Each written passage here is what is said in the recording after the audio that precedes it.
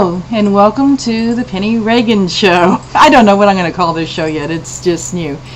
One thing I wanted to do was an interview with my firstborn son. Everybody welcome John Marco. Yay! Okay, John Marco is a young man, 23 years of age, and through certain circumstances in his life ended up diagnosed with high-functioning Asperger's autism, and because of this he's on SSI. Only John Marco's belief is that I don't want to be considered disorder, and he says that he no longer wants to be on SSI, but for the time being this is what he needs, and he's working his way off of it. He had lived with his father for a while, and then lived under the care of CPS, and then lived under the care of his grandmother, and from the time that he graduated he moved in and lived under our care. He's improved tremendously in his life, and this is what we're going to be talking about. And he also recently, even with a limited income, moved into his own apartment. Now, this is what we're going to be talking about today, is this young man with a limited income, under $700 a month, moving into his own apartment. Many people say that, many parents out there have children that are of age and don't want to leave, or do want to leave but afraid that they can't make it, or the parents want them to leave and they feel like they're stuck in this situation. Well, we're going to interview John Marco today about his life. We're going to talk to him a little bit about his leaving. What got you to decide that it was time to leave your mom's house? Well, since then I told you, if I'm 40 years old, want to be killed.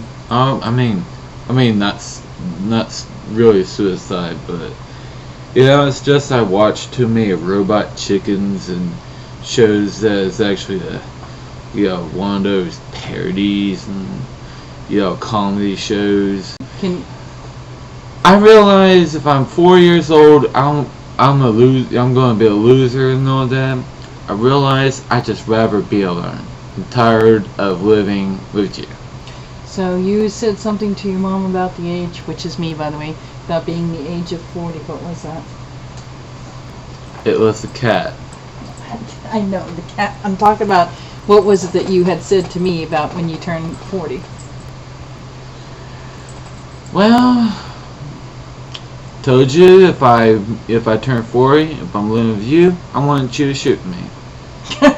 Was you serious about it, or was you just making a statement? In real life, I'd rather be dead than being 40 a loser. I usually see myself, and I realize I'm balding, and I don't even want that anymore. I realize I need to change my attitude, and I decided to leave. So what did you do? Because now you make under $700 a month on SSI. You've been looking for a job. You haven't got one yet. And we know how apartments can be expensive. What did you do? How did you do this? There was an ad that says apartments for rent in Oaklawn that cost $380. When there, all utilities paid. Yeah, all utilities paid. When there's pretty much nothing. So the room has already been sold, and they want me to sell. They want me to rent another room that cost extra. And then I'm like, no. And then went to another apartment that they told me to go to. It's good cost, $350, not a bad price. Small apartment room, no kitchen, just a bathroom and a living room, and the end of the sentence. But you do have a refrigerator in there. I do have a refrigerator in there. And the microwave. The landlord was nice enough to that you use a refrigerator. Yes. Now, what about electric? Normally I hear that TXU is pretty expensive. I am not going to touch that. Okay. But I am, for however, interested in one that's, that's cheap, but not too expensive if you know it your own way. Mm-hmm. And, it's, the company itself is called the Reliant Energy.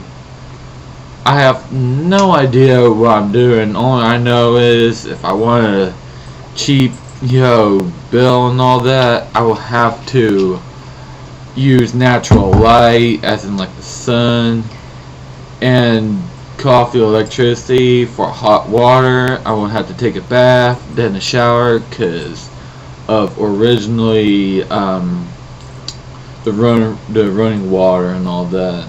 Mm-hmm. No. So, I'm doing my best to keep it short. Mm-hmm. I always try to find that one electric meter thing that you find at the back of the house. To find out about how much electricity that you're using. Surprisingly, there's more people who ever text you. They're a bunch of suckers. Okay. Now that we've established that. Now, what happened just before you found your apartment? What was the thing that could be very discouraging for most people that happened to you? As in? What happened the day before when you were looking for the apartment buildings and you just got off the bus? Can you tell everybody what happened? Mm. You were looking for that apartment. Oh, yeah. Yeah. Well, I don't even know where I was going. All I know is that bus 64 takes to downtown Dallas, and that's where usually Rollins at. Pretty much I got mugged out of $100 bills by that crazy black man that just,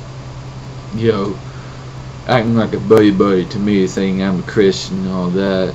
And originally, I don't really care about religion. To me, it's just another way to say, kiss my ass. Mm-hmm. Okay, so an African-American male came up to you and had announced that he was a Christian. Didn't he also announce that he just got out of jail?